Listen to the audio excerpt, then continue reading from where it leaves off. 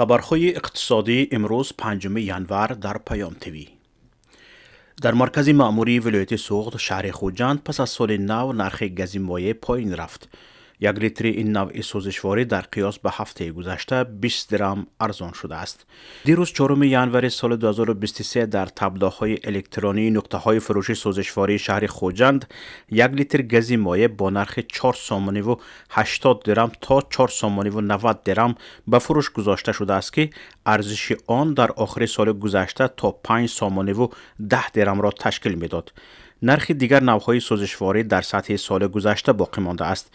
بنزین ای 92 با نرخ 7 سومانی و 60 درم، ای 95 8 سومانی و سوزشواری دیزلی 12 سومانی فروخته می شود. گفتنی است در تاجیکستان طبق اطلاع رسمی بیش از 60% ماشین ها از گاز مایع استفاده می کنند. سال جاری در تاجیکستان تطبیق 5 طرح در ساحه نقلیات آغاز می شود. طور خبرگزاری اوستا با استناد از بخش‌های مربوطه بلاک اقتصادی کشور اطلاع داده است در سال 2023 تطبیق 5 لایحه بازسازی راه‌ها، ساختمان پل‌ها و دالان‌های طرمه‌فرایی آغاز می شود. به اطلاع منبع طبق لایحه‌ها باید راه‌ها با درازی قریب 214 کیلومتر بازسازی شوند. از جمله برقرارسازی راه گلستان کولا با طول 32.5 کیلومتر، دنغره گلستان 49.2 کیلومتر، گلستان فرخار 40 کیلومتر، باختر لیوکند دنغره 40 کیلومتر، 4 قطعه راه در ولایت سوغد با طول 52 کیلومتر آغاز می شود. علاوه بر این ساختمان پلها بالای رودخانه های گوند و شافدریا، دالان های طرمه‌فرایی در شهرک برسیم با طول 4.6 کیلومتر در ولایت مختار کوهستان بدخشان آغاز خواهد شد. فعلا در ساحه نقلیات در کشور 17 لایحه سرمایه‌گذاری به مبلغ عمومی 11 میلیارد سومانی عملی می شود. اوکراین نقشه دارد که نیروگاه‌های خرد بنیاد کند تا از سیستم مرکزانیده شده رهایی یابد. سروزیر اوکراین دنیس شمیگال اعلان کرد که راه آلترناتیوی تامین این کشور با انرژی پایدار شده است.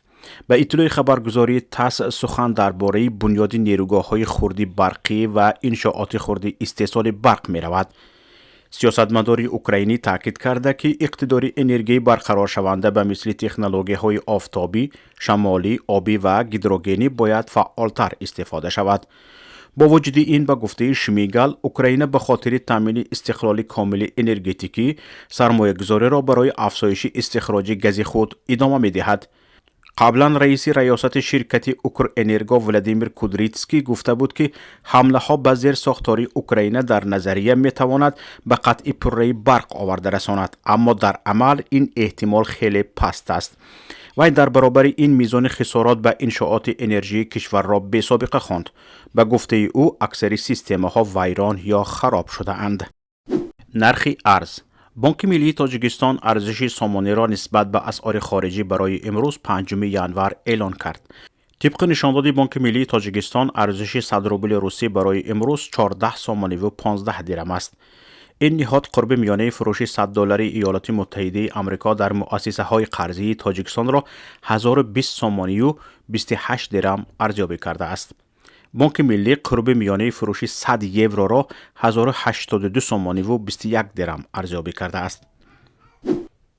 نرخ طلا: بهای هر اونس طلا در معاملات صبح امروز میان بانک های لندن 1856 دلار و 81 سنت معامله شد.